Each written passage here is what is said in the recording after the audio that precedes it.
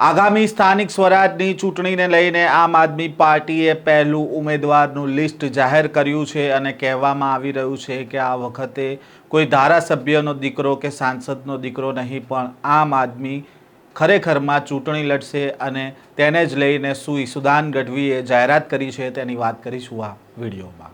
વૈષ્ણવજન તો તેને કહીએ જે પીડ પરાઈ જાનાને રે। નમસ્કાર, નવજીવન ન્યૂઝમાં આપનું સ્વાગત છે। હું છું જયંત દાફડા। આગામી સમયમાં સ્થાનિક સ્વરાજની ચૂંટણી યોજાવાની છે અને તેને લઈને અત્યારે તમામ રાજકીય પક્ષો દ્વારા તૈયારી કરી લેવામાં આવી છે।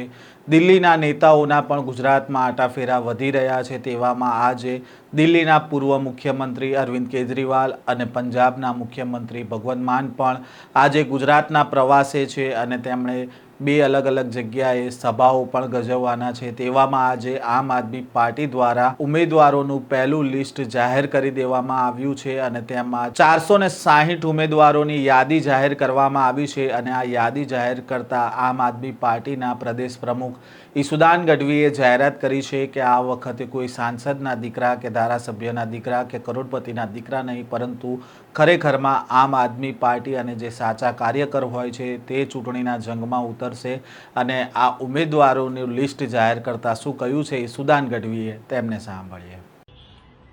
ગુજરાતમાં આમ આદમી માટે આજે સોનાનો સૂરજ ઉગ્યો છે। આમ લોકો માટે આજે સોનાનો સૂરજ ઉગ્યો છે। આજે આમ આદમી પાર્ટીએ નેતાઓના દીકરાઓને નહીં પરંતુ આમ જનતાને ટિકિટ આપીને તાલુકા, જિલ્લા, નગરપાલિકા, મહાનગરપાલિકાને ઉમેદવારી માટે ટિકિટ આપીને આજે એક નવી રાજનીતિની શરૂઆત કરી છે। મને ગર્વ થાય છે આમ આદમી પાર્ટીના પ્રદેશ અધ્યક્ષ તરીકે કે હવે સપનું જોયું હતું કે બહુ થયું બાપ બેટાની, શાળા બનેવી, જમાઈની, દીકરીની રાજનીતિ, હવે આમ લોકોની રાજનીતિની શરૂઆત થઈ છે અને એનો અમે સહભાગી બન્યા છીએ। આજે આમ આદમી પાર્ટી તાલુકા, જિલ્લા, નગરપાલિકા અને મહાનગરપાલિકાના ઉમેદવારોનું પહેલું લિસ્ટ જાહેર કરી રહી છે। પહેલું લિસ્ટ 460 થી વધુ ઉમેદવારોનું આ લિસ્ટ આજે આમ આદમી પાર્ટી પ્રદેશનું નેતૃત્વ, સ્ક્રીનિંગ કમિટી, ઝોનની સ્ક્રીનિંગ કમિટી અને માનનીય અરવિંદ કેજરીવાલજીની પીએસસીની સહમતિથી આજે આ જાહેર કરતા મને ખૂબ આનંદ થાય છે।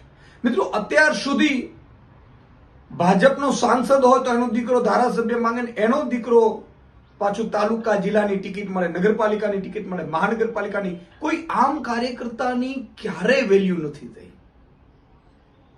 કા એક કરોડપતિ હોવો જોઈએ, કા એ નેતાનો દીકરો હોવો જોઈએ। આ બે લાયકાત ગુજરાતમાં ચૂંટણી લડવા માટેની હતી, પરંતુ આમ આદમી પાર્ટી આને આજે વિખેરી રહી છે। આમ લોકો માટે, આમ જનતા માટે, આમ આદમી માટે આજે સોનાનો સૂરજ ગુજરાતમાં ઉગ્યો છે। 460 જેટલા ઉમેદવારો જે સામાજિક રીતે સક્રિય છે, જે લોકો આમ આદમી છે, આમ લોકો છે, એને ટિકિટ આપીને આમ આદમી પાર્ટીએ નવો ચીલો ચાતર્યો છે। હું તમામ 460 થી વધુ ઉમેદવારો જે આજે જાહેર થયા છે એમને હું ખૂબ અભિનંદન પાઠવું છું અને ટૂંક સમયમાં ફરીથી બીજું લિસ્ટ 29 કે 30 માર્ચની સુધીમાં આમ આદમી પાર્ટી બીજું લિસ્ટ પણ જાહેર કરશે અને આ નવી રાજનીતિને આખી ગુજરાતની જનતા પણ જ્ઞાતિ, જાતિ, ધર્મથી ઉપર ઉઠીને વધાવે એવી હું માંગ કરું છું, પ્રાર્થના કરું છું। જય જવાન, જય કિસાન।